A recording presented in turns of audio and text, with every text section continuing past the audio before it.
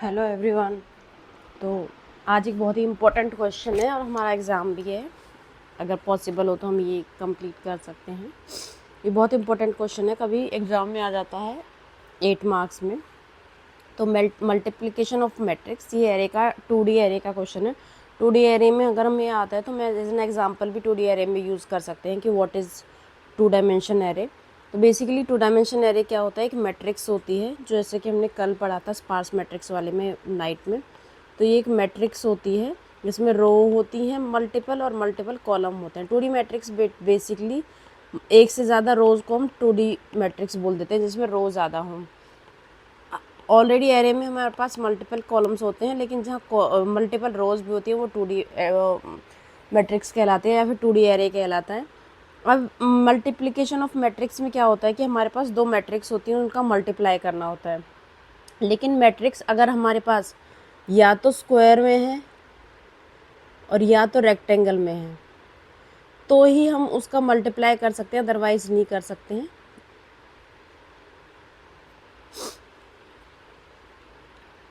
कि जो फॉर्म है हमारी या तो स्क्वायर हो या रेक्टेंगल हो।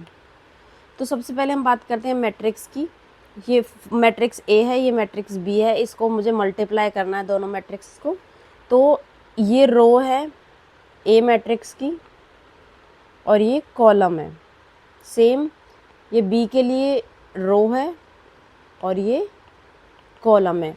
तो यहाँ पे हम क्या करते हैं, पहली मैट्रिक्स की रो को इसको दूसरी मैट्रिक्स के कॉलम से मल्टीप्लाई करेंगे, पहली मैट्रिक्स की रो को फिर दूसरे मैट्रिक्स के साथ मल्टीप्लाई करेंगे, फिर सेकेंड टाइम पे सेकेंड रो को लेंगे, फिर फर्स्ट कॉलम के साथ मल्टीप्लाई करेंगे, फिर सेकेंड रो को हम सेकेंड कॉलम के साथ। अब वो करेंगे कैसे वो हम देखते हैं। आई रो होती है, जे कॉलम होता है, आई रो और जे कॉलम। तो हम क्या करेंगे, ज़ीरो को इसके ज़ीरो से मल्टीप्लाई करेंगे, इसके वन को इसके वन से मल्टीप्लाई करेंगे। यानी कि फर्स्ट रो का जो फर्स्ट एलिमेंट है उसे फर्स्ट कॉलम के फर्स्ट कॉलम के साथ मल्टीप्लाई, सेकंड फर्स्ट रो के सेकंड एलिमेंट को फर्स्ट कॉलम के सेकंड एलिमेंट के साथ मल्टीप्लाई और इन दोनों का प्लस। तो ए ऑफ आई, ये आई है, into B of J, I into B of J. तो 1 को 5 के साथ मल्टीप्लाई और 2 को 7 के साथ मल्टीप्लाई और इन दोनों के मल्टीप्लाई को प्लस ऐड हमने कर दिया।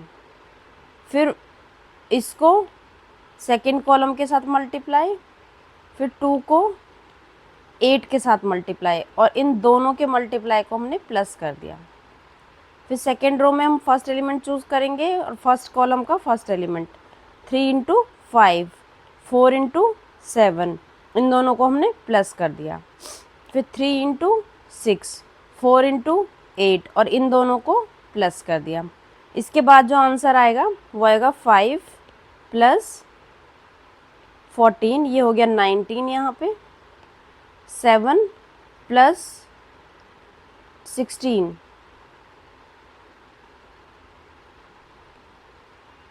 23 आ जाएगा, सॉरी 6 प्लस 16, 22 आ जाएगा, ये 19, ये 22, ऐसे ही 15 प्लस 28, ये आ जाएगा 3, 43, 18 प्लस 32। तो इनका हम एडिशन कर लेंगे। यहाँ पे जो मैट्रिक्स हमारी एक सिंगल मैट्रिक्स बन जाएगी 19, 22, 43 और समथिंग।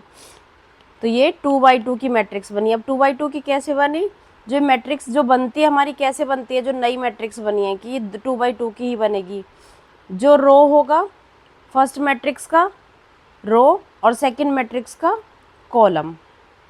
पहली मैट्रिक्स की रो कितनी रोज़ हैं और सेकंड मैट्रिक्स में कितने कॉलम हैं, उतने की ये मैट्रिक्स बनती है। तो 2x2 है तो 2x2 की बनी है। अगर इसमें हमारी पहली में हमारे रो होते 3, 4, 5, तो इसमें कैसी मैट्रिक्स बनती कि इसमें रो 3 ही होती और कॉलम 2 होते। और अगर हम इसमें 2 रो होती हैं और हम 4 कॉलम ले लेते हैं तो ये क्या बनता, 2/4 की मैट्रिक्स बनती। तो इस तरीके से हमारी मैट्रिक्स का मल्टीप्लिकेशन होता है।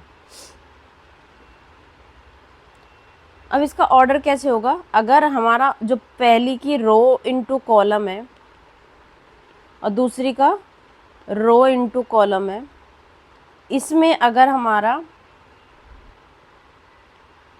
m नॉट इक्वल टू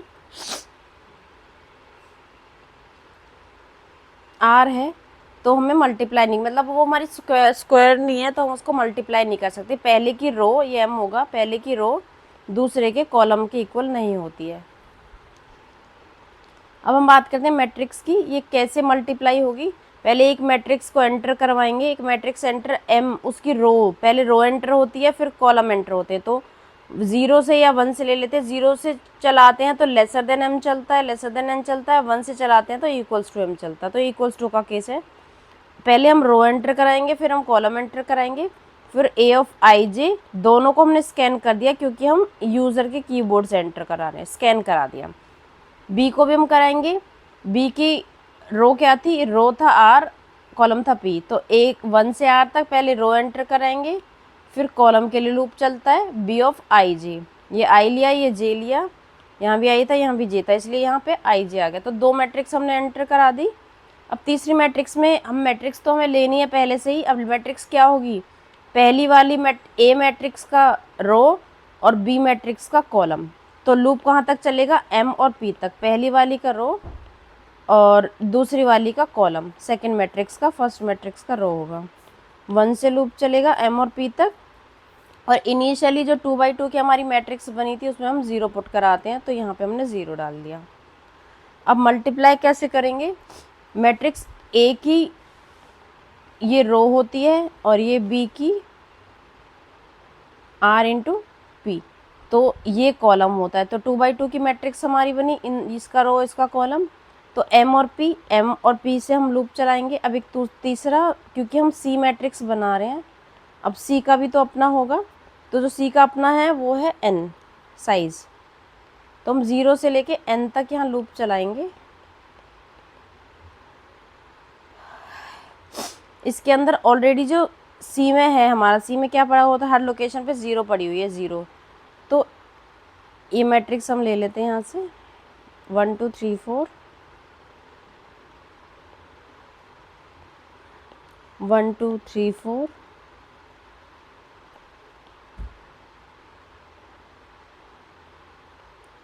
5 6 7 8, और जो थर्ड हमारी बनी थी वो थी 0 0। ये A है, ये B है और ये C है। अब C ऑफ i j यानी कि इसका 0 प्लस A ऑफ i। अब सबसे पहले फर्स्ट एलिमेंट कौन सा है, ये K में क्या है 0 पहले, तो K भी 0 और A भी 0, तो 0 0, ये element 1 into B of K में क्या था 0 और J क्या है, यहाँ पे अभी भी 0 है, तो इसको इसके साथ मल्टीप्लाई, तो 0 प्लस 1 इंटू 5, ये हो गया। फिर नेक्स्ट जाएंगे तो K की वैल्यू इंक्रीज होगी 1 0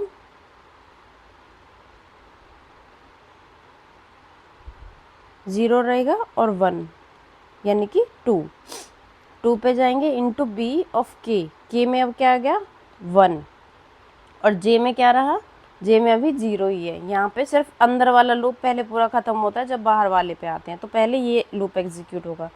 तो यहाँ पे 0 होगी K की वैल्यू, और J की वैल्यू क्या होगी हमारी, सॉरी K की वैल्यू होगी 1 और इसकी वैल्यू होगी 0 नेक्स्ट टाइम, और A की वैल्यू होगी हमारी 0 और K की वैल्यू होगी हमारी 1। तो इस रो में एलिमेंट A में 0 का 1, 2 के साथ किसका मल्टीप्लाई होगा, इंटू B के 1 रो एंड 0 कॉलम, इसके 7 के साथ, तो 1 का मल्टीप्लाई 5 के साथ करना था और 2 का मल्टीप्लाई 7 के साथ करना था। तो प्रीवियस वाले स्टेप में हमने क्या किया था, 1 का 5 किया था, इस बार हमने क्या किया, 2 के साथ 7 का किया है। और ये सब क्या हो जाएंगे, पहले 5 आया, नेक्स्ट टाइम क्या होगा, जो हमारे पास सी ऑफ आई जे में था प्लस उसमें मैंने अभी क्या किया 7, इसको न्यू जो हमारा आया है 2 × 7 14, तो इन दोनों को हमने प्लस कर दिया और इस तरीके से मैट्रिक्स की वैल्यू 5 + 7 हो गई, होगी 12 हमारी। तो ये होता है मैट्रिक्स का मल्टीप्लिकेशन, कई बार एग्ज़ाम में भी आप पूछ लिया जाता है। तो जब हम सी की मैट्रिक्स के अंदर मल्टीप्लाई कर दिया तो अब उन सबको प्रिंट कर देंगे। जब सी को प्रिंट करेंगे तो एम से पी तक लूप चलेगा, आई का एम तक, रो का पी तक।